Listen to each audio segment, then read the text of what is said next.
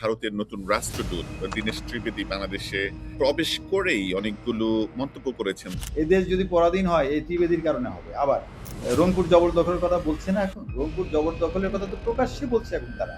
যে আমরা তাদের কাছে কিনে নেব। আর যদি না বেচে তাহলে জবরদখল করব। এবং রংপুর দখল করার কারণেই পলাশবাড়িতে রাম মূর্তি আছে। বুঝতে হবে তো এটা।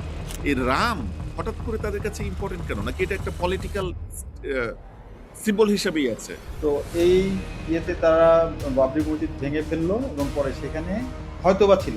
এরকম একটা কথার ভিত্তিতে রাম মন্দির হলো। রংপুরটা খুবই স্ট্র্যাটেজিক্যালি ভেরি ইম্পর্টেন্ট ইন্ডিয়ার জন্য, আমাদের জন্য।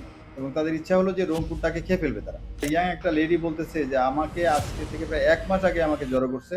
বর্ডার এবং পিওপিতে এভরি নাইট আমাকে অনেক লোক রেপ করছে। প্রায় ৯২ লাখ ভারতীয় নাগরিককে তারা ভোটাধিকার থেকে বঞ্চিত করেছে। এই লোকগুলো তো মেইনলি মুসলিম। জাহাঙ্গীর কবির নানককে যদি বিএসএফ এসে সীমান্তে দাঁড় করে দৌড় দেয় আমাদের দিকে, আমরা তো এটা অ্যাকসেপ্ট করবো। অবশ্যই অ্যাকসেপ্ট করবো। তাকে নিয়ে আসবো, তার কিছু লোক আছে না, ফাঁসি দেওয়া যাবে, ফাঁসি দিতে হবে, দেওয়া যায় নাই। আমাদের বাংলার শেষ স্বাধীন নবাব সিরাজউদ্দৌলা। ইতিহাসে যেন এইটা লেখা না হয় যে বাংলাদেশের শেষ স্বাধীন প্রধানমন্ত্রী তারেক জিয়া, এটা যেন না হয়।